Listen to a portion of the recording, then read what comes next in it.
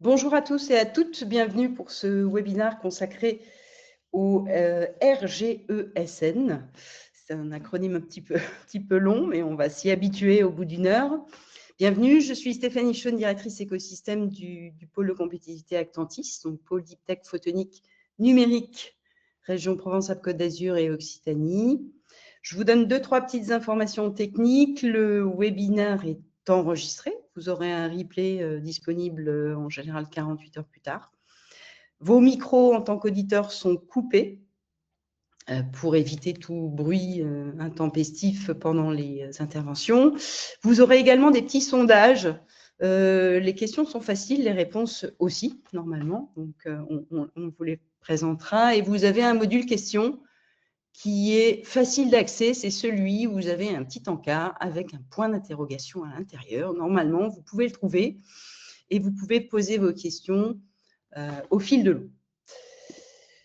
Voilà pour la partie introductive. Je vais partager mon écran.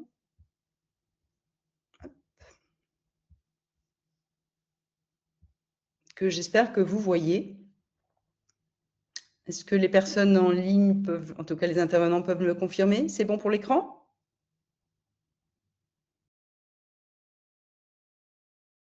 Oui, c'est bon. Parfait, merci. Donc, on va parler référentiel. Aujourd'hui, référentiel général d'éco-conception des services numériques, voir en quoi ça peut être un atout. Alors, pourquoi un pôle de compétitivité du numérique et de la photonique travaille sur le sujet de la transition écologique? C'est assez simple. C'est parce qu'on sait tous qu'on est à la fois une solution et un problème. Et donc, il va falloir prendre conscience de cela. Et on a 3 objectifs dans ces animations qu'on fait tout au long de l'année. Ces objectifs, c'est donner les moyens à nos adhérents et nos entreprises ou nos partenaires qui nous suivent de comprendre et d'engager une action, une transition, de préparer les exigences qui sont celles d'aujourd'hui, mais aussi celles de demain. Et ce n'est pas uniquement les exigences de vos clients ou de vos financeurs ou des institutionnels, mais c'est aussi les exigences de vos collaborateurs, en tout cas futurs ou actuels. Et c'est également pour vous permettre de valoriser les actions et les engagements. Alors bien sûr, on a beaucoup de partenaires qui nous aident et qui nous éclairent sur un certain nombre de sujets. Et bien sûr, il y a également des dispositifs régionaux, dont celui de la région Sud et celui de la région Occitanie, piloté par l'agence qui s'appelle ADOC et qui s'appelle donc le programme Performance RSE. Le cycle 2026, c'est le premier de l'année. Donc, on commence par ce référentiel général d'éco-conception de services numériques. On continuera sur un sujet qui est assez rarement abordé, qui est le crédit carbone volontaire. Est-ce qu'on peut faire quelque chose quand on est une jeune entreprise innovante ou une entreprise moins jeune et innovante? On parlera aussi de l'indice de résilience numérique. Il y aura un autre webinaire qui sera fait par nous, par Actantis, mais on va creuser quelques aspects complémentaires. On reparlera du numérique responsable et de l'impact et des trajectoires plutôt en octobre. Et en décembre, on parlera de quelque chose d'un peu innovant également, les nouveaux matériaux. Et les matériaux recyclés, ça sera plutôt pour le hardware, pour l'efficacité énergétique. Donc, on reste dans le sujet. Je vous rappelle qu'il y a une petite newsletter chaque année qui reprend tout ce qui a été fait, tous les ateliers qui ont été menés dans l'année, avec un petit extract. Donc, n'hésitez pas à la regarder. Je pourrais vous remettre, si vous le voulez, dans le chat, le lien. En tout cas, ça reprend ce qui a été dit, pour ceux qui n'auraient pas eu le temps d'y participer. Alors aujourd'hui, on va parler de ce référentiel d'éco-conception des services numériques. Pourquoi, comment le mettre en place? Donc des choses assez pragmatiques. On traitera aussi de notre coopération avec INRIA Academy parce qu'on souhaiterait proposer une formation d'éco-conception, alors plutôt sur l'embarqué dans ce cas précis, et on aimerait un peu votre avis. Est-ce que ça a du sens? Est-ce que ça vous intéresse? Oui, non. Est-ce qu'on monte cela ensemble? Est-ce qu'on peut vous permettre d'y accéder à des conditions préférentielles, puisque je vous rappelle que INRIA Academy est partenaire du pôle. On a une convention depuis plusieurs années maintenant. Donc, voilà les sujets du jour. Et donc, pour nous aider dans tout ça, il y aura Benjamin Ninassi de l'INRIA, Christophe Clouzot de Témésis, Anne-Céline Lamballe de INRIA Academy, qui seront là pour nous donner leur point de vue sur ces différents sujets. Donc, sans tarder, je reviens et je vais passer la main à Benjamin qui se présentera. Donc, je vais te désigner comme présentateur. Donc, bonjour à toutes et tous, je lance mon partage d'écran. Dites-moi quand c'est bon. C'est bon, merci. C'est parfait. Merci beaucoup. Donc, merci beaucoup pour l'invitation. Donc, effectivement, je vais commencer cette présentation par évoquer ce qu'est l'éco-conception logicielle, pourquoi on a besoin d'éco-conception logicielle comme un levier pour aller vers un numérique plus respectueux des limites planétaires. Quelques mots sur d'où je parle. Donc, moi, aujourd'hui, j'occupe le poste d'adjoint au directeur du programme numérique et environnement d'INRIA et je travaille plus spécifiquement sur la quantification et la réduction des impacts environnementaux directs et indirects du numérique et sur comment rendre le numérique résilient dans un monde fluctuant. Et je coordonne notamment la contribution d'INRIA à un programme qui s'appelle Alt Impact, qui est coporté par l'INRIA, l'ADEME et le CNRS sur la thématique de la sobriété numérique. Avant de rentrer dans le vif du sujet de ce référentiel général d'éco-conception de services numériques, c'est important pour moi de rappeler l'état de la situation mondiale. Alors, je ne sais pas si vous êtes tous familiers avec le diagramme qui s'affiche sur votre écran, le beau schéma que vous voyez à droite. C'est un diagramme qui représente ce qu'on appelle les limites planétaires. Donc, il y a un framework qui nous est proposé par des scientifiques spécialistes de l'environnement du Stockholm Resilience Center. Et ce que nous disent ces spécialistes, c'est que le franchissement de chacune de ces limites augmente le risque de transformation des écosystèmes imprévisibles et potentiellement irréversibles, compromettant notre capacité à prospérer en tant qu'espèce. Donc, il faut bien avoir en tête que quand on parle des limites planétaires, ce sont vraiment les limites planétaires au développement durable et soutenable de l'humanité. Le franchissement de ces limites planétaires, il est dû à l'activité humaine depuis la révolution industrielle et le réchauffement climatique dont on parle beaucoup, les émissions de gaz à effet de serre, ça n'est qu'une seule des 7 limites planétaires qui ont déjà été franchies par l'activité humaine. À ces limites planétaires, on pourrait en rajouter une autre qui concerne l'épuisement d'un certain nombre de ressources naturelles nécessaires à notre développement économique et notamment les métaux qui permettent de fabriquer les équipements numériques. Le numérique, à travers sa matérialité, donc ses impacts directs, mais également à travers ses impacts indirects, je reviendrai dessus après, contribue au franchissement de chacune de ces limites. Et donc, c'est pour ça qu'on a besoin de mettre sous contrôle les impacts environnementaux du secteur. Alors, si on cherche à comprendre d'où viennent les impacts environnementaux générés par un produit, traditionnellement, on utilise une méthodologie d'évaluation qui s'appelle l'analyse de cycle de vie, qui consiste à aller regarder à chacune des étapes de la vie d'un produit, depuis l'extraction des matières premières jusqu'à sa fin de vie, quels sont les impacts environnementaux qui ont été générés, et ce, dans une approche multicritère, en considérant l'ensemble des critères que je vous propose ici sur la gauche, pas seulement les émissions de gaz à effet de serre, mais aussi les consommations d'eau, l'acidification des sols, l'impact sur l'air, etc. Et si on fait l'exercice pour un équipement numérique un peu classique, comme un smartphone ou un ordinateur portable, il se trouve que la majeure partie des impacts environnementaux, avec cette approche multicritère, elle a lieu pendant l'extraction des matières premières et cette phase de fabrication de l'équipement. Important à avoir en tête en ce qui concerne les équipements numériques, c'est que la phase de fin de vie aujourd'hui, elle est très mal connue. Elle est rarement, voire pas du tout quantifiée de manière pertinente. Et donc, la plupart du temps, elle est considérée comme étant à zéro, tout simplement parce qu'on n'a pas de données. Et la phase d'utilisation, c'est principalement de la consommation électrique en ce qui concerne un terminal. Ça peut être également un peu de consommation d'eau en ce qui concerne les centres de données. C'est très dépendant et contextualisé par rapport au territoire dans lequel vous vous trouvez, parce que consommer de l'électricité en France avec de l'énergie peu carbonée, c'est pas la même chose que de la consommer en Pologne avec de l'électricité produite via du charbon. Il existe pour le numérique, c'est peut-être important de l'avoir en tête aussi, une trajectoire environnementale qui est compatible avec l'accord de Paris, qui a été défini par l'Union internationale des télécommunications et qui concerne du coup essentiellement les émissions de gaz à effet de serre. C'est la seule trajectoire environnementale sur laquelle différents États ont réussi à converger et à se mettre d'accord. Et cette trajectoire environnementale, elle est la suivante. On devrait, entre 2020 et 2030, donc en ce moment, être en train de réduire de 45% les émissions de gaz à effet de serre du secteur numérique, de toute la filière, que ce soit des équipements, des réseaux, des centres de données. Vous vous doutez bien qu'on n'est pas du tout dans cette dynamique actuellement. Si je prends des données juste sur la France, on est plutôt dans un scénario tendanciel où on est en train d'augmenter de 45% les émissions de gaz à effet de serre du secteur. Si j'élargis un peu sur un périmètre mondial, la dernière étude du Shift Project nous dit que les centres de données sont plutôt en train de tripler les émissions de gaz à effet de serre du secteur du numérique, du coup, entre 2020 et 2030, à cause notamment des développements massifs de l'IA générative. Et si vous vous posez la question de ce que sont en train de faire les géants du numérique, les cloud providers, sur l'atteinte des objectifs de neutralité carbone, sur lesquels ils communiquaient beaucoup il y a quelques années, eh bien, c'est un objectif qu'ils ont complètement abandonné aujourd'hui, puisque si on regarde les derniers rapports environnementaux, notamment de Microsoft et de Google, on y constate des fortes augmentations de leurs émissions de gaz à effet de serre, de leur consommation énergétique, de leur consommation d'eau. Là encore, lié notamment à l'essor de l'IA générative. Donc, ne comptez pas sur le fait que vos hébergeurs, les cloud providers, les géants du numérique décarbonent le secteur et que ça se fasse tout seul.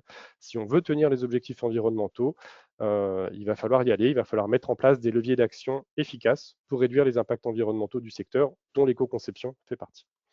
Alors pour comprendre comment on met en place une démarche d'éco-conception, c'est important de comprendre d'où viennent cette augmentation des impacts environnementaux directs du numérique.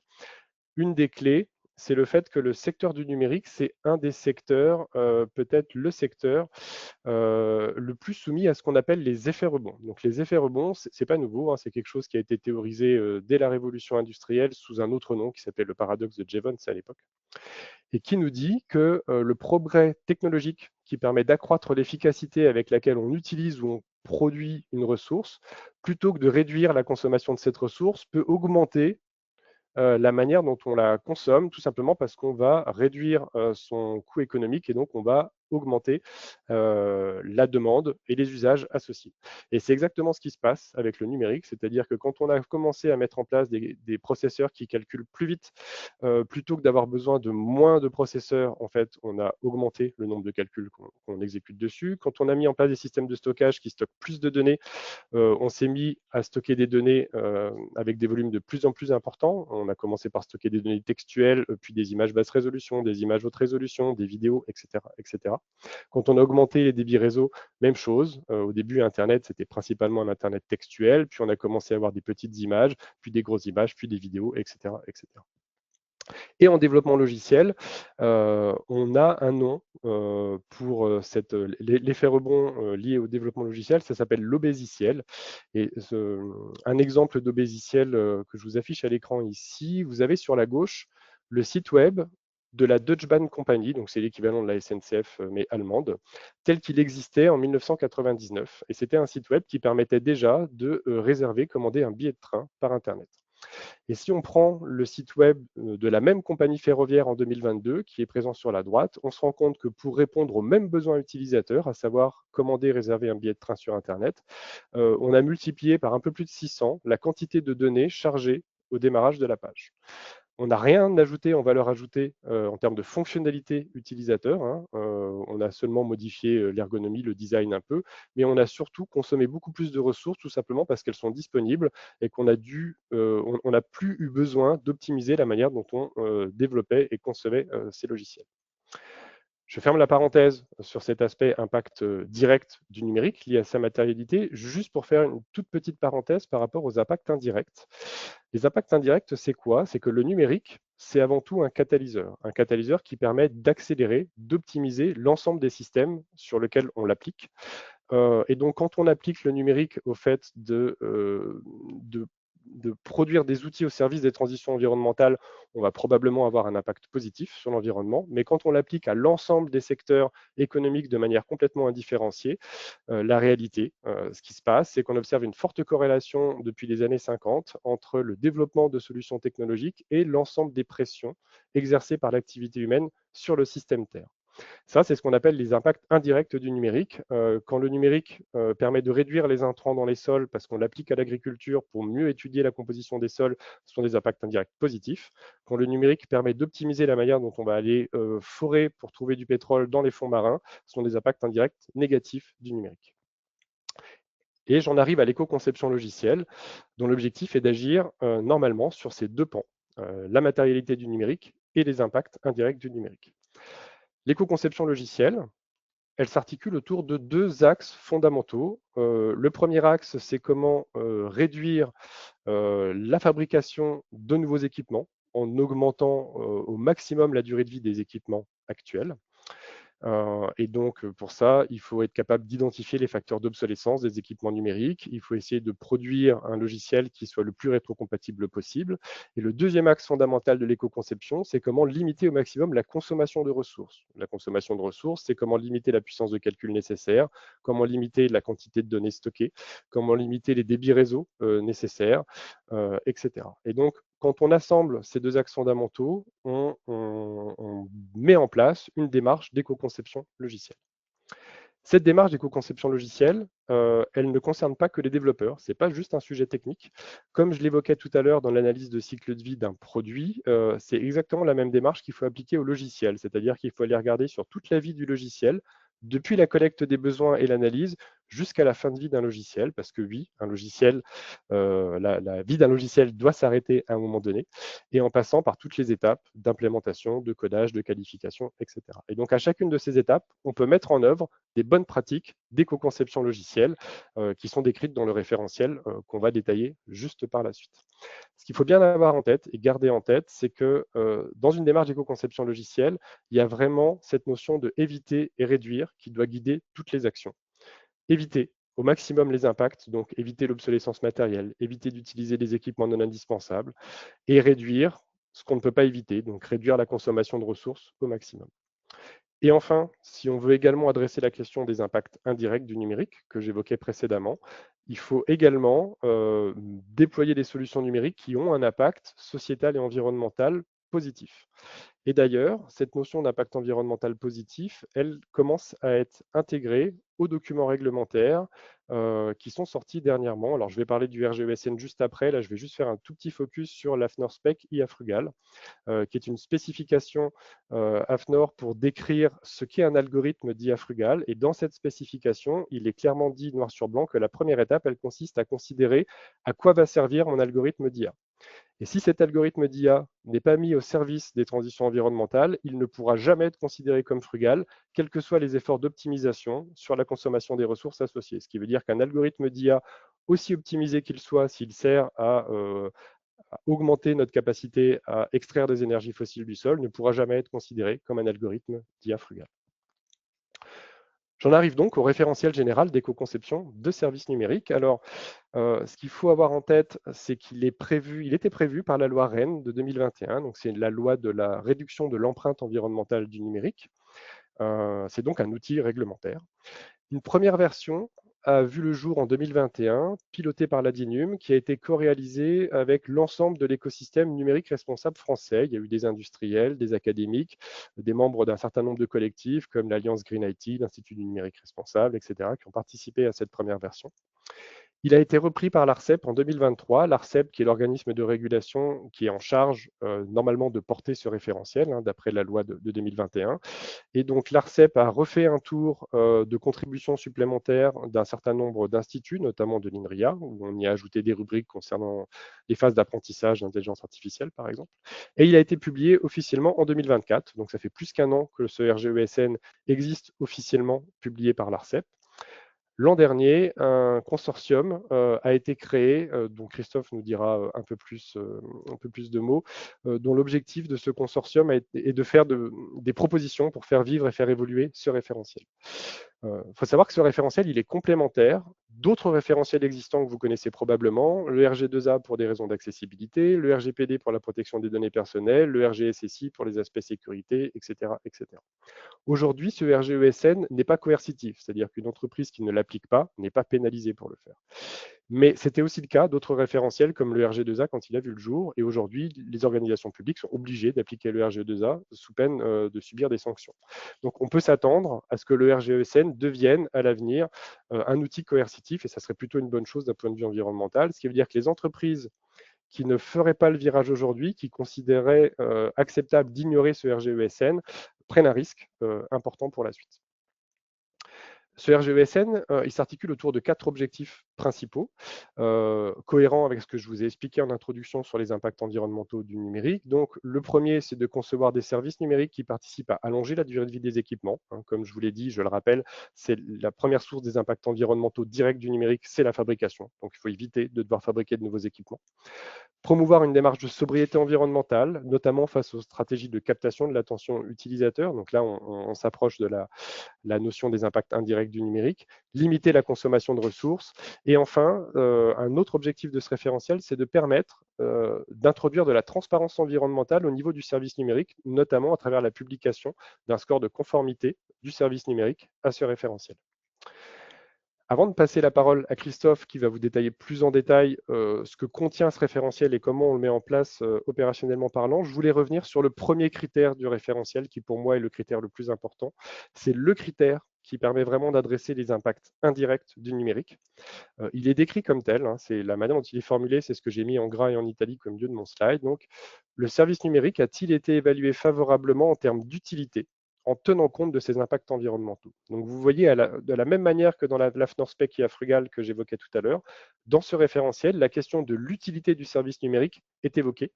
On n'en est plus à un stade, et c'est plutôt une bonne chose d'un point de vue environnemental, où on peut développer des outils numériques en considérant qu'on développe des marteaux et qu'on n'est pas responsable de s'ils servent à planter des clous ou à tuer des gens.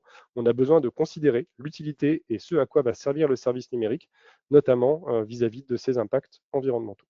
Alors, la grosse question qui se pose autour de ce critère, c'est comment est-ce qu'on le met en œuvre de manière opérationnelle, tant qu'on n'a pas convergé démocratiquement vers des critères objectifs sur la définition de qu'est-ce qu'un numérique utile.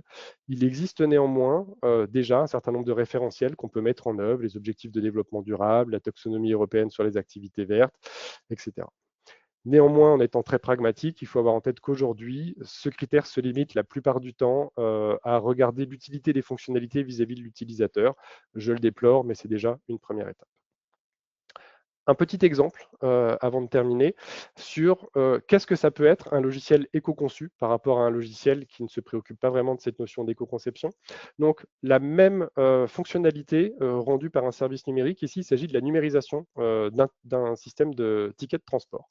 Donc, la première version de la numérisation des tickets de transport à la RATP, quand elle a été mise en place il y a quelques années, elle nécessitait, pour pouvoir fonctionner, d'avoir un smartphone dernière génération, compatible NFC, pour qu'il puisse être scanné dans les bornes. Il nécessitait d'installer deux applications différentes, une pour le paiement, une pour le portefeuille de tickets, qui totalisaient plusieurs centaines de mégas sur le téléphone. Elle nécessitait une connectivité 3G, 4G. On ne pouvait acheter des tickets que via une carte de crédit, donc il fallait ou une carte de crédit ou une application bancaire. Alors que par opposition à cette version très high-tech de la numérisation, à Grenoble, les transports de l'agglomération grenobloise ont déployé à peu près au même moment une solution de numérisation des tickets de transport qui nécessitait juste d'envoyer un SMS à un numéro de téléphone. Et on était facturé de notre transport sur la prochaine facture de l'abonnement téléphonique. Donc pas besoin de smartphone, pas besoin de NFC, pas besoin de connectivité 3G, 4G, pas besoin de carte de crédit, même un enfant avec un dumbphone pouvait le faire. Donc vous voyez, c'est vraiment une approche qui se réfléchit dès la conception du produit. On peut vouloir rendre le même service de manière numérique aux utilisateurs, mais avec des approches très low-tech ou des approches très high-tech. Si vous voulez en apprendre un peu plus sur tout ce que j'ai évoqué là, on vous partagera les slides. Il y a tout un tas de ressources qui existent sur étagère, gratuites, open source, à pouvoir être utilisées. Certaines ont été produites dans le cadre du programme Alt Impact, coporté donc par l'ADEME, l'INRIA et le CNRS que j'évoquais tout à l'heure. Il existe un MOOC porté par INRIA, gratuit, disponible sur France Université Numérique, qui permet de vous former, de former vos collaborateurs aux impacts environnementaux du numérique. Et si vous voulez acculturer vos collaborateurs aux impacts environnementaux liés à l'extraction minière nécessaire à la fabrication des équipements numériques, on a aussi produit à l'INRIA un jeu sérieux, disponible là aussi en open source, qui s'appelle Phone Impact, et qui permet, en s'amusant, d'en apprendre beaucoup plus sur les impacts environnementaux directs du numérique. Voilà, je vous remercie pour votre attention et je vais passer la parole à Christophe. Merci Benjamin, merci beaucoup. Si vous avez des questions, n'hésitez pas dans le module questions à les poser au fil de l'eau. Intéressant le jeu sérieux là. Je pense que tout le monde devrait le faire. Il me semble qu'on le fait dans la fresque du numérique aussi, ce type de compréhension de l'extraction. Ce jeu sérieux est vraiment complémentaire à la fresque du numérique. La fresque du numérique, elle donne vraiment une vision globale sur 3 heures, c'est vraiment sur une période assez longue. Ce jeu sérieux se focalise vraiment sur cette partie fabrication des équipements et ça dure beaucoup moins longtemps. Sur 45 minutes, 1 heure, on peut faire une session. Super. Très bien. S'il n'y a pas de questions, je passe la parole et la scène à Christophe. Alors, je m'en occupe.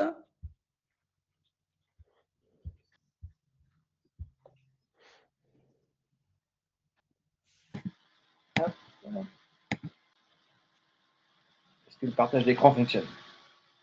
Oui. C'est bon? Très bien. À vous, Christophe. Merci, Benjamin. Bonjour à toutes et à tous. Deuxième partie, effectivement, sur la présentation du RGESN pour rentrer, on va dire, en forme d'entonnoir progressivement dans les critères et surtout son déploiement. Je m'appelle donc Christophe Clouseau. Je travaille chez Temesis. Temesis fait de l'éco-conception et aussi de l'accessibilité. On a eu l'honneur de coécrire le RG2A et de toujours maintenir, on va dire, cette évolution, parce qu'on attaque maintenant la partie 5 du RG2A. On a aussi un pôle privacy, respect des données personnelles. Et moi, je suis sur le pôle éco-conception et j'ai eu de mon côté l'honneur de participer justement à l'écriture du RGESN dès 2021. Et maintenant d'animer le consortium RGESN pour faire évoluer et contribuer en forme de proposition auprès de l'ARCEP sur les critères du RGESN. Donc Temesis, je vous l'avais dit, j'avais fait un peu de spoil. Accessibilité, éco-conception, RGPD, je ne reviens pas dessus. Juste quelques dates clés. Effectivement, Temesis existe depuis 2000. On est tous en télétravail, c'est 35 personnes. Je vous ai parlé du RG2A qu'on a eu l'honneur de co-rédiger et qu'on maintient maintenant dans le temps. Même chose sur le RGESN. Vous voyez qu'on intervient aussi auprès de l'AFNORSPEC, du W3C avec le Web Sustainability Guideline sorti en septembre 2023 et maintenant l'animation du consortium RGESN pour faire progresser justement les critères du RGESN. Petite question avant justement cette et là je vois Stéphanie qui réagit. Je crois que je vais lever la main pour peut-être le faire comme ça le public peut y répondre. Lancer le sondage. Est-ce qu'avant cette intervention, quoique je vois des pouces, ben, ça peut marcher aussi les pouces. Ok, puis, bon bah ça marche aussi. Voilà. On peut juste savoir si vous en aviez déjà entendu parler. Ah, il y a un peu de tout, hein. Ok. Alors là, il y a vraiment un peu de tout. Il y a, ouais, on va dire c'est du 50-50 là. Ça justifie l'intervention, c'est bien. Ouais, on va dire 50-50. À quoi il sert ce RGESN? Déjà, moi j'aime bien dire avant de jouer, c'est bien de connaître les règles du jeu. Pas forcément de les maîtriser, mais de connaître un petit peu les règles du jeu. Donc il y a des règles du jeu côté RG2A, accessibilité, côté RGPD, côté maintenant RGESN, et il y en a d'autres, hein, il y a le RGI, le RGS, etc. Enfin bref, il y a d'autres référentiels, donc non pas qu'on peut devenir expert de tout ça, mais avoir conscience, prendre connaissance qu'il y a des critères qui existent avant de jouer. Pendant effectivement le jeu, donc c'est la production du service numérique, on peut en vérifier qu'effectivement on suit la partie conformité de chaque critère selon les étapes de processus de réalisation du service numérique. Et à la fin, un service numérique existant ou à la fin, lorsqu'on met en ligne le service numérique en mode run ou prod, on peut évaluer effectivement le niveau de conformité et de maturité de ce service numérique. Donc, à quoi ça correspond tout ça? Ça veut dire qu'en amont, c'est tout ce qui correspond à la formation ou à l'auto-formation. On peut aussi rentrer dedans progressivement.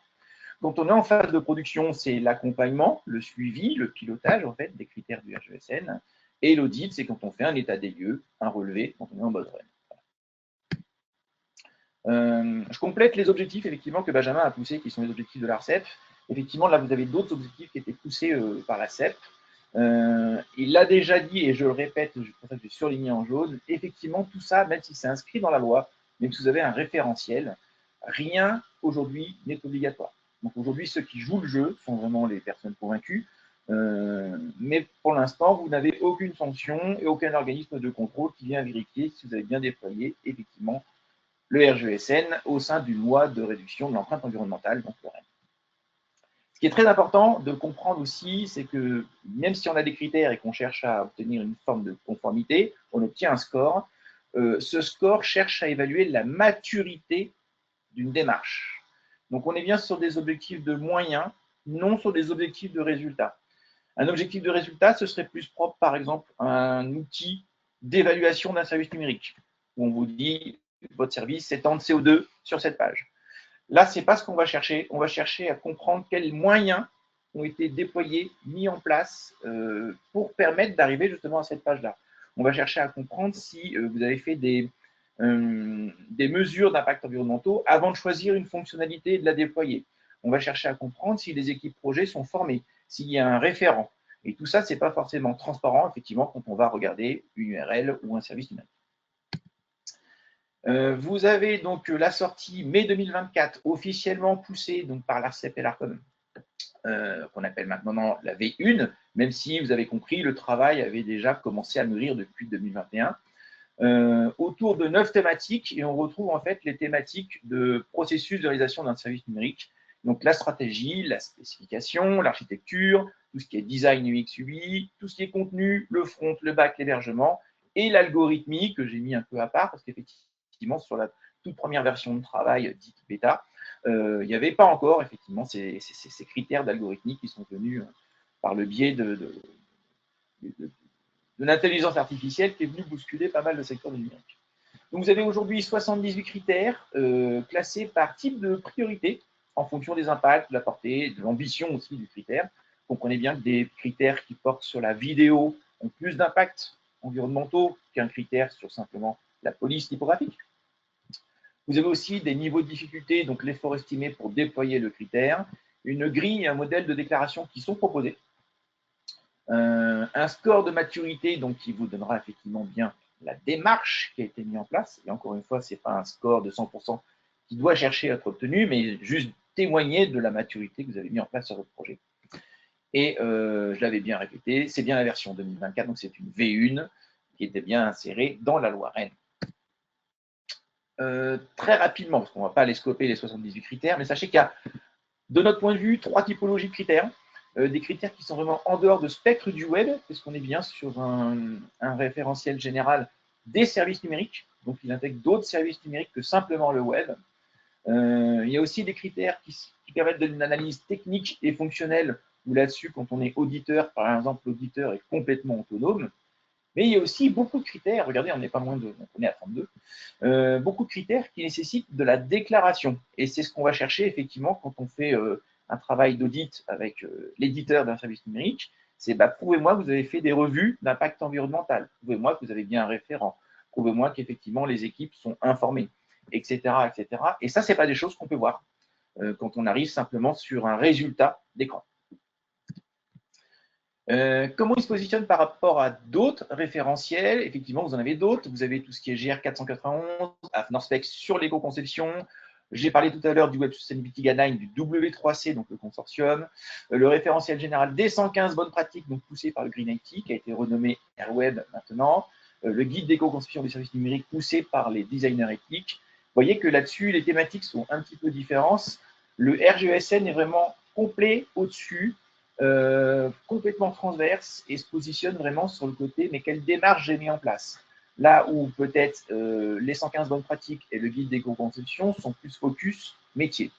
Donc on est bien sur un référentiel d'État qui va nous permettre de mettre en place et d'auditer, pas de mesurer, c'est important, ce n'est pas non plus un outil, ni des bonnes pratiques. C'est applicable à tout service numérique, quels que soient les métiers. Ça permet donc, je le répète, d'évaluer la démarche de maturité. Ça ne va pas évaluer l'éco-conception. Ça évalue la maturité que vous avez mise sur l'éco-conception de votre service numérique en faisant un focus environnemental uniquement. Pas de focus social, pas de focus économique. Je vous ai poussé ici les deux URL parce que initialement, effectivement, c'était mis en place par la Minumeco, donc au sein de la Binum, qui ont très bien travaillé sur le SEO. Donc, c'est possible que quand vous recherchez RGESN au sein de vos moteurs préférés, vous tombiez sur l'ancienne URL qui a été mise à jour de toute manière avec les nouveaux critères. Mais j'ai effectivement bien poussé maintenant la nouvelle URL officielle, celle de l'ARCEP. Aussi, ce qu'il est possible aussi que vous tombiez éventuellement sur une extension web que Temedis avait développée pour permettre d'entrer progressivement dans les critères et de faire une auto-évaluation en mode projet. Cette extension n'est plus du tout maintenue depuis 2023, donc ne l'utilisez pas, ça repose sur les anciens critères. C'est un petit warning. Je fais juste un petit focus sur ce à quoi ça doit ressembler normalement si vous recherchez. Vous devez normalement arriver sur cette page, donc la page officielle de l'ARCEP, qui vous explique comment a été effectivement réalisé le service numérique. Il faut peut-être zoomer un peu, comme ça vous verrez mieux les contenus à gauche. On retrouve ici toutes les thématiques et par exemple sur UX/UI. On arrive ensuite sur l'intégralité des critères, mais listés par ordre alphanumérique, donc le 4.1, le 4.2, le 4.3, le 4.4, etc. Et si j'ouvre un critère, vous avez les niveaux de difficulté, de priorité, les métiers concernés, et systématiquement l'objectif de ce critère, comment le mettre en œuvre, et surtout comment le contrôler et tester. Effectivement, il a été conformément bien mis en œuvre. Voilà, c'est toute la partie de pilotage. Je ne fais pas le détail de tous les critères. Hop, vous irez voir effectivement, parce que vous enverrez aussi, bien entendu, les slides de cette présentation. Hop. Je vous ai montré qu'effectivement, vous avez une suite là, numérique, 4.1, 4.2, 4.3, etc. Ce n'est pas forcément la meilleure approche après par les métiers. Typiquement, ce que proposent les designers éthiques quand on est un designer, c'est d'approcher les critères en fonction du process de réalisation de son métier. Quand on est en phase de recherche, de cadrage, de design, de prototypage, de développement et de test, dans la partie design UX/UI, vous avez effectivement une autre approche, pour le coup, et pas forcément alphanumérique. Et encore une autre approche qui montre bien qu'on peut l'aborder différemment, ce référentiel, c'est que si, de nouveau, je me mets dans la peau d'un designer et que je dois positionner un player vidéo, par exemple, sur une page, quelles questions je dois me poser, puisque maintenant vous avez compris qu'il y a plein de référentiels, mais qu'est-ce que je dois, à quoi je dois faire attention pour être conforme au RG2A sur l'accessibilité, quel point de vigilance aussi je dois mettre en place sur mes données, donc ça c'est le RGPD, et qu'est-ce que je dois faire avec le RGSN, etc. Bref, là on commence effectivement à cumuler pas mal de référentiels, mais par fonctionnalité au moment où je réalise, au moment où j'éco-conçois mon service numérique. Ça s'appelle l'index de conception responsable. Je vous ai fait un petit focus sur un audit RGSN. Donc, qu'est-ce qu'on fait, nous, quand on met en place un audit RGSN? Généralement, on définit un échantillon de pages représentatives. Donc, ça, on le co-définit avec l'éditeur du service numérique. On fait un atelier collaboratif de démarrage. Ça, c'est très important parce qu'aujourd'hui, le RGSN n'est pas très simple. Il s'est même complexifié au moment où il s'est enrichi avec les années.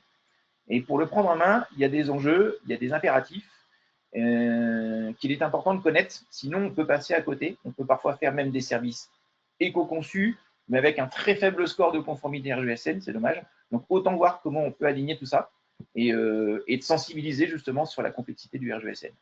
Bien entendu, pendant l'audit, après, on vérifie la conformité des critères. Donc la partie déclarative doit être apportée par l'éditeur pour apporter toutes les preuves, les documents justificatifs de conformité. Et après, vous avez une réunion de restitution. Je vous ai mis ici les outils sur lesquels on travaille. Ça, c'est les outils techniques. On travaille notamment aussi sur des outils développés par Temesis autour de l'analyse des impacts environnementaux, l'analyse éventuellement du DOM, donc c'est la complexité au sein du moteur de rendu HTML de votre navigateur. Pareil, EaseAnalyzer, ça c'est pour aller voir ce qui se passe du côté des images et des ressources, type vidéo, PDF, etc. Des outils open source maintenant qu'on a mis à disposition. Donc vous pouvez tout à fait aller les chercher. Ils sont à disposition sur notre site. Qui est concerné effectivement par un audit, et ben, l'ensemble des parties prenantes est inclus dans la réalisation du service numérique. Donc à la fois les product owners, les product managers, les chefs de projet, les designers, les développeurs, tout ce qui concerne la partie système d'information jusqu'à l'hébergeur vont devoir mettre un peu la main à contribution pour apporter des preuves déclaratives ou effectivement venir valider que la conformité est bien en place. Je vous ai mis des exemples ici d'audit RGSN qu'on a réalisé, les différentes typologies de livrables qu'on peut mettre en place. Vous avez donc un modèle de déclaration qui est fourni, qui sera donc à l'issue de l'audit, un rapport d'audit, soit en format HTML ou PDF, la grille en CSV de la conformité de tous les critères, des fichiers générés, parce que pendant notre audit, on montre parfois qu'on peut aller plus loin dans la compression d'image ou autre. Donc ça, c'est des captures d'écran qui vous sont fournies à la fin pour que vous puissiez comprendre pourquoi un critère est conforme, mais surtout non conforme. Et puis, vous avez effectivement la mesure d'évaluation qui tourne pour l'instant aux alentours du gaz à effet de serre sur Panalizer. Voilà, j'en cherche mes mots. Ce qu'on peut voir là apparaître depuis 2024, c'est qu'on est bien sur un score de conformité et de maturité. Et le bon score donc pour nous, en tout cas, commence à partir de 50%. Donc, ce n'est pas parce que vous êtes que à 50% que c'est pas suffisant. Au contraire, nous, avec l'expérience et maintenant les audits qu'on a menés, 50% commence déjà à être un bon score qui prouve la démarche et la maturité que vous avez mis dans votre service numérique. On vous a forcément, enfin, je vous ai ressenti les bons résultats, et là j'ai poussé effectivement SNCF Connect, qu'on avait accompagné avec l'agence de design à NetSquad. On est à 82%, vous voyez, et ça fait partie des plus beaux scores que nous on a pu en tout cas pousser et auditer de notre côté. Vous avez l'ADEME aussi qui travaille dessus depuis 2022, donc depuis même la version bêta, et qui maintenant a refait des audits sur la version officielle, version 1 2024. Ils sont aux alentours de 74%. Ils s'améliorent avec le temps. Parce qu'effectivement, en avril 2025, ils n'étaient qu'à 59%.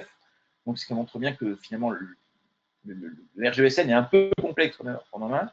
Et à force de faire de l'amélioration continue, parce que l'éco-conception est de l'amélioration continue, effectivement, la progression de le score est visible. Et puis, vous avez la DILA, 4 services numériques aussi. Aujourd'hui, le plus grand score de visibilité en France sur services numériques qu'on a accompagné. Et les scores vont être bientôt diffusés, parce que pour le coup, maintenant, ils sont totalement autonomes. On les a accompagnés. Je vous ai mis ici un exemple de pilotage. Ça, c'est quand on est en mode processus de réalisation d'un service numérique. Effectivement, on n'est pas obligé d'attendre la fin pour aller voir si on est conforme au RGESN. On peut, dès le départ, et c'est même une grosse recommandation de notre part, dès le départ, inclure le pilotage pour suivre progressivement, au fur et à mesure des étapes de réalisation du service, la conformité ou non des critères. Et ça, selon les étapes, design, etc. C'est tout à fait possible d'aller sur cette démarche-là. D'ailleurs, on vous le conseille. Je vous ai mis ici des exemples de déclarations d'éco-conception numérique avec celles qui sont demandées actuellement par l'ARCEP et qui sont un peu complexes. En tout cas, c'est ce que nous, nos clients, nos prospects même, ou nos collaborateurs et même confrères nous remontent. Effectivement, c'est assez complexe. Donc, pour le coup, on a pris l'initiative ici d'agréger toutes les déclarations d'éco-conception sur cette page-là, donc la page de Laurent Demery. Ce qu'on observe, c'est que le sujet a été très très fort jusqu'en 2024, il a été très bien communiqué, il y a eu des relais médiatiques, il y a eu des conférences au sujet, etc. Arrivé en 2025, ça a été plus compliqué, on va y dire. Clairement, ceux qui s'y sont mis, c'est les entreprises du secteur du numérique responsable, donc les plus convaincus, et le secteur public, ont tout de suite loué le jeu. Donc du coup, les prestataires, puisqu'ils devaient répondre aussi à des appels d'offres dans lesquels il y avait dans le cahier des charges, des demandes autour du RGESN, toutes les entreprises qui étaient déjà engagées, type Dalkia, SNCF Connect, RATP, etc., qui ont voulu en faire presque une vitrine et dire regardez ce qu'on fait. C'est pas forcément parfait, mais en tout cas, ils le font, quel que soit leur score. Et puis, il y a plein de gens, sachez-le, qui travaillent en sous-marin, qui ne le disent pas forcément, mais qui sont plutôt bons dessus. Je peux citer Airbus, Le Bon Coin, Air Liquide, tout le secteur du luxe, de l'automobile, etc., qui travaillent effectivement sur ce sujet-là, sans forcément le communiquer. Ce qu'on constate, c'est qu'effectivement, il y a un gros ralentissement en 2025, donc quelques difficultés financières, une grosse réorientation autour de priorité à l'IA, priorité à l'accessibilité. Le gain d'image sur l'environnement a clairement baissé, mais par contre, c'est un sujet qui reste maintenant véhiculé peut-être par d'autres sujets qui arrivent sur le terrain, type la robustesse, la résilience, la souveraineté. On se rend compte que l'éco-construction est toujours dedans et le RGESN reste là. Voilà, je fais une petite pause. Est-ce que vous aviez déjà utilisé le RGESN après tout ce que je vous ai expliqué? Ah, il y a des petits pouces levés quand même. Ah, il y a eu un pouce levé. 2. Oui, j'en vois. 3. Bon, c'est bien. Pas tant que Donc, ça, une majorité de non quand même, Christophe. Mais, il y a ceux qui connaissent, et effectivement ceux qui l'ont utilisé, c'est déjà une autre étape, ce qui est logique. Donc pour le coup, je vous fais un petit focus sur le consortium RGESN, donc créé dès le début 2025. On est parti d'un constat, c'est qu'effectivement, il est adopté par les produits numériques, ça devient un référentiel qui accompagne la mise en œuvre, pas de souci. En revanche, il y a des problèmes d'interprétation sur les critères. C'est une V1, mais c'est aussi sa faiblesse. C'est une V1 qui doit donc être améliorée. Il y a des critères qui doivent être réécrits, précisés, etc. Et ce qu'on constate aussi, c'est que pour le coup, comme il y a des interprétations qui viennent plus subjectives qu'objectives, bah pour le coup, on a des audits et des déclarations d'éco-conception qui sont totalement hétérogènes, complètement disparates. Ce qui est difficile pour le coup d'aller évaluer un service d'un autre avec des déclarations qui disparatent l'une à l'autre. Donc, très vite, nous, on s'est fédérés. Donc, les gens qui sont vraiment lancés dans la prise en main, le déploiement, l'audit au sein du RGESN, se sont dit, il faut qu'on fasse quelque chose. On se réunit entre nous pour pouvoir échanger entre nous, avoir des retours terrain, dire, bah, ce critère-là, je ne le comprends pas, comment on peut l'améliorer, commencer à se dispatcher par groupe de travail et contribuer donc bénévolement avec des réunions sur toute l'année comme ça pour aider l'ARCEP au déploiement, à l'amélioration, à l'évolution de ce RGESN. On vous a mis ici un petit calendrier. Vous voyez, tout a démarré ici en 2025. Janvier 2026, on a remis donc la synthèse de tous les travaux 2025. Synthèse publique, on communique essentiellement sur LinkedIn. Si vous cherchez le mot consortium RGESN, normalement vous tomberez dessus. Voilà, on n'a pas créé de page spécialement, etc. L'idée est bien de travailler un peu en sous-marin, on va dire, pour l'ARCEP. Et puis, on verra si on peut contribuer justement à l'évolution des référentiels. On n'est pas du tout sur le calendrier de l'ARCEP, on ne le maîtrise pas. 45 membres actifs qui donc se sont vraiment engagés à signer une charte qu'on a mis en place, des points de copilotage, des points collectifs, des groupes de travail qui avancent chacun de leur côté, beaucoup d'heures de bénévolat qu'on souhaite quand même mettre en avant, et puis les groupes de travail répartis par thématique et même des groupes complètement transverses pour aller taper dans différents critères, on va dire. La synthèse est ici, je pourrais mettre l'URL si vous voulez. Hop, je la mets de suite ici. C'est un PDF de 600K, je vous le mets dans la zone de chat. Ah, c'est parfait. Pendant le partage d'écran. Ok, très bien. Je retombe là-dessus. Si vous voulez aller jeter un petit coup d'œil, c'est 25 pages et après il y a des annexes. Ça résume bien. Bien entendu, nous on a envoyé l'intégralité de tous les travaux, donc tous les verbatims. Ça ne sert à rien de l'avoir, je vous ai juste donné la note de synthèse, mais tout a été envoyé à l'ARCEP pour qu'elle puisse plonger dedans. Cette démarche-là est soutenue donc, par la GIT, l'association Green IT, Boavista, les designers éthiques et l'Institut du numérique. Qu'est-ce qu'il en ressort globalement? On a fait une approche progressive, donc en 2 étapes, on va dire des suggestions très minimes sur lesquelles on peut intervenir de suite pour juste réajuster, réécrire, préciser certains points dans les critères, arriver avec des modèles de déclaration d'éco-conception pour avoir plus d'homogénéité dessus, et surtout des modèles de rapport d'audit, des modèles d'évaluation, justement pour avoir plus d'homogénéité de nouveau sur ces points-là.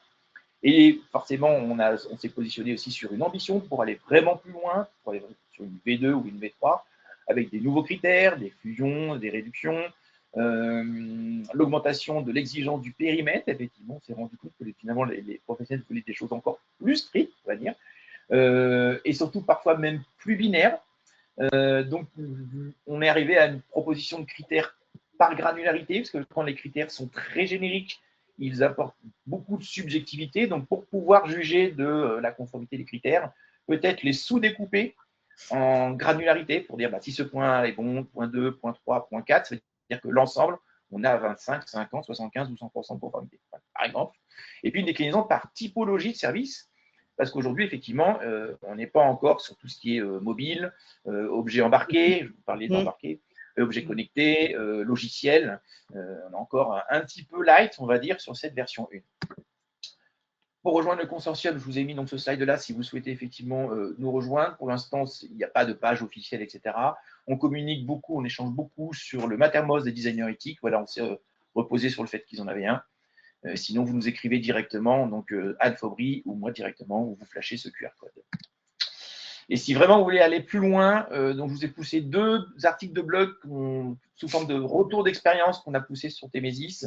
Comment concevoir les sites web les plus consultés de l'État français. Donc ça, c'est le fameux sujet de la DILA. Ils font presque 1 milliard de visites par an, quand même.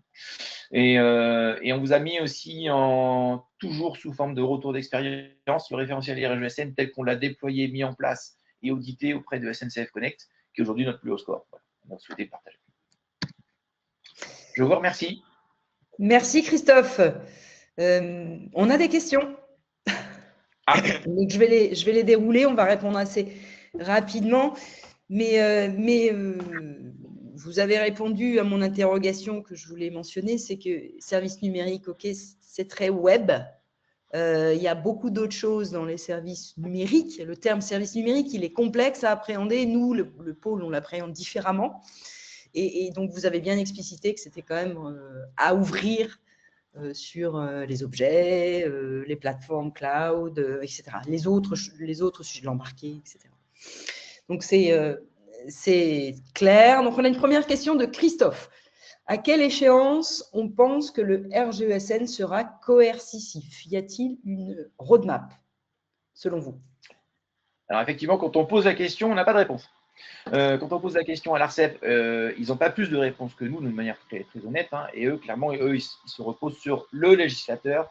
Donc, on monte d'un cran, ça va se décider en assemblée. En fait. Aujourd'hui, vous avez la loi, vous n'avez pas encore le décret d'application. Si on fait le comparatif avec l'accessibilité, il y a eu besoin d'attendre 4 ans avant que ça arrive. Donc de 2005 à 2009. Et encore de 2009 à aujourd'hui, on se rend compte qu'il s'est passé pas mal de temps avant que le service numérique s'engage vraiment sur l'accessibilité. Ce qu'on peut dire quand même côté éco-conception, c'est qu'on a l'impression que les choses vont plus vite que ce qui s'est passé sur l'accessibilité. Voilà, mais on n'a pas du tout de date. On aimerait bien en avoir une. Non, on ne peut pas. Ça marche.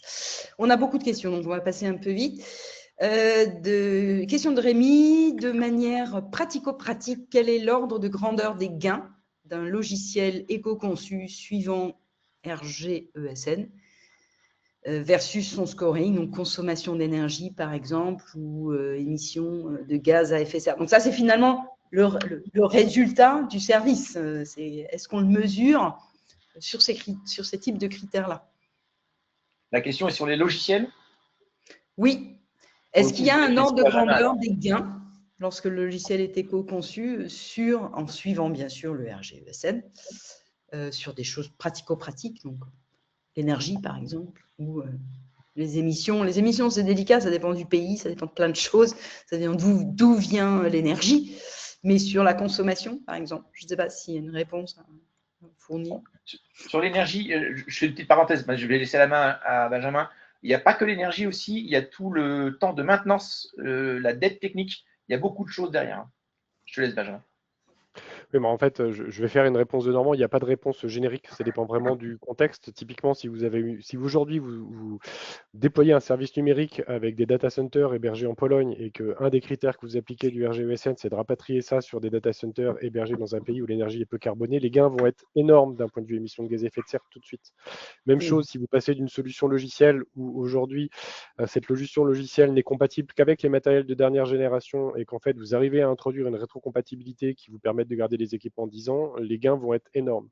Maintenant, si en appliquant le RGESN, le périmètre de votre service numérique fait que vous faites que des petites modifications à la marge parce que en fait vous êtes déjà sur un site web qui est plutôt léger, les gains vont être relativement faibles. Donc c'est difficile d'avoir un ordre de grandeur générique. Par contre, ce qui est important quand on met en place la démarche, et Christophe l'a un peu évoqué tout à l'heure, c'est d'identifier quels vont être les critères du RGESN qui vont avoir un effet de levier le plus important possible en fonction du contexte dans lequel vous êtes. Et ça, typiquement, si on est face ici plutôt à une population d'entreprises qui travaillent sur de l'IoT et de l'embarqué, vraiment ce côté obsolescence des équipements, il est fondamental. Et presque un des points les plus importants, c'est de bien veiller avant d'aller déployer vos solutions à un niveau industriel, qu'elles seront bien adoptées plus tard.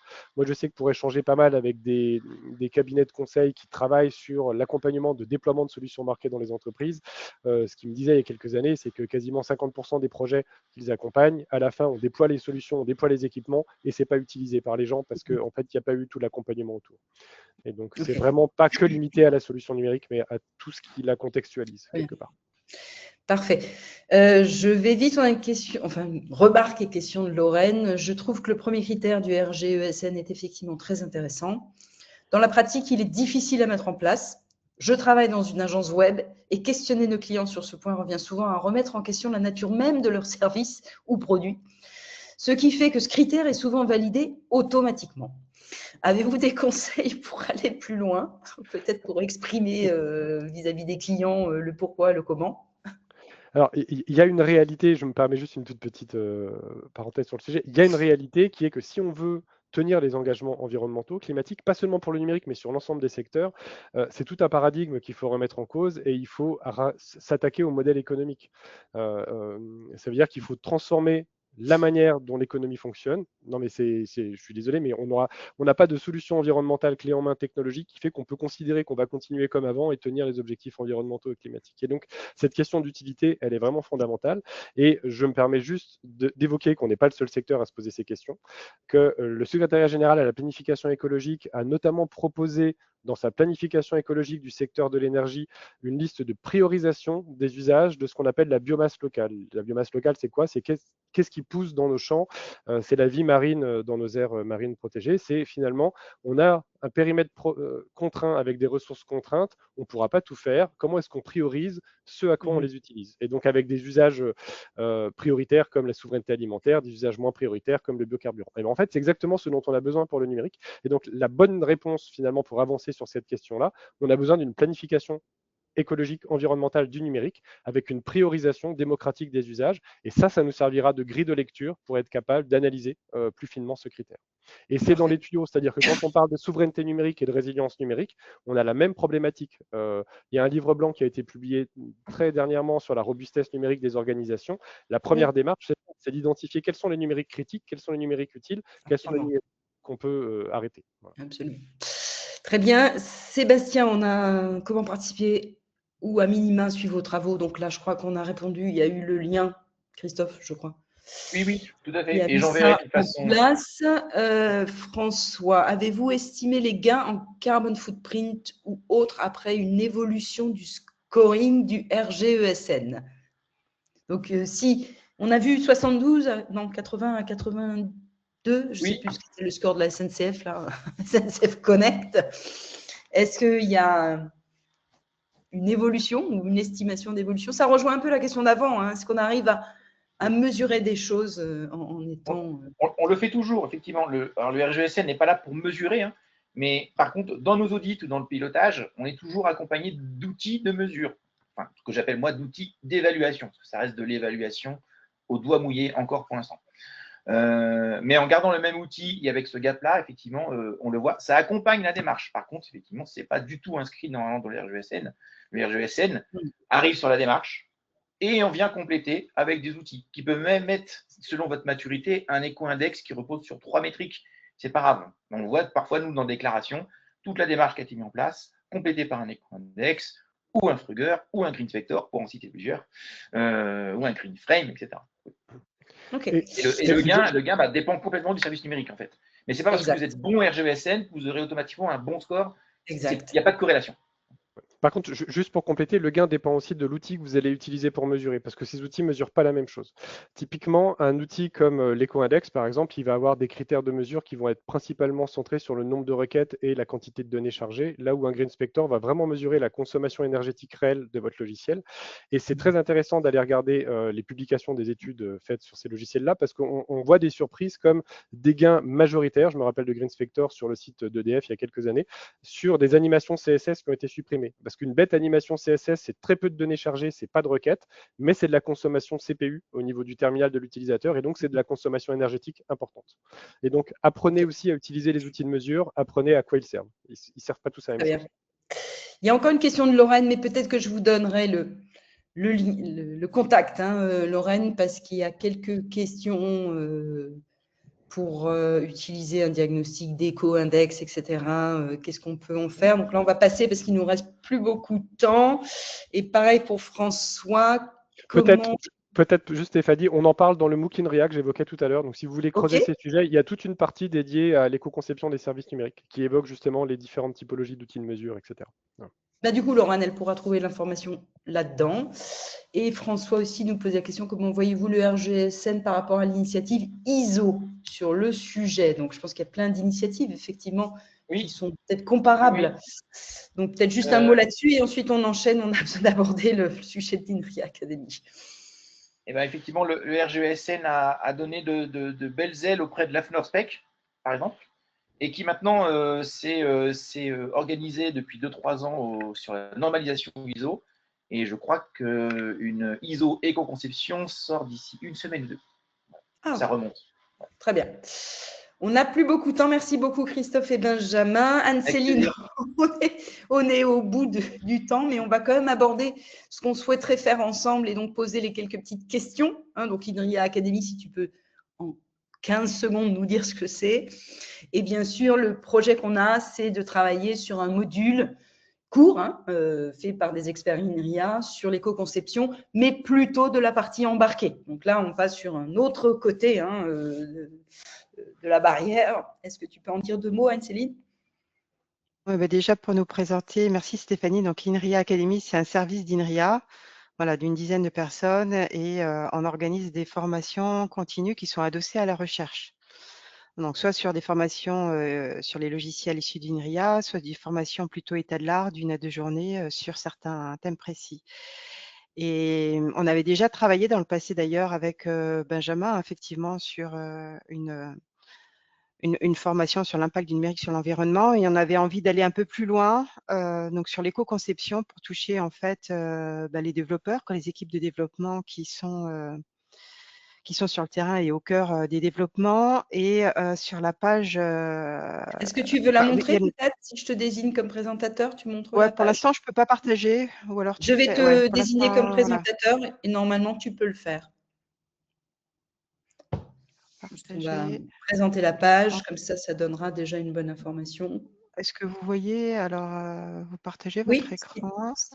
on voit ton écran. Si tu remontes un tout petit peu, on verra là, on voit le milieu de la page, mais il faudrait juste que Mais en tu fait, remontes. je vois… Alors, attends, ou alors il faut que je fasse différemment, il faut que je fasse comme ça, voilà. C'est bon, là? Oui, il faut juste remonter un peu. Voilà. Ah, Voilà, d'accord. parfait. Donc là, en fait, on a, bon, il y a le site INRIA, voilà, qui est le site Academy, et on a en fait, nous, INRIA Academy, un site web à part, sur lequel il y a des formations en session ouverte assez régulières qui sont affichées, voilà, dans le bandeau en haut. Et aussi, si vous cliquez sur l'onglet Nos formations, je vais le faire avec vous, j'étais directement sur la page, mais je vais revenir en arrière.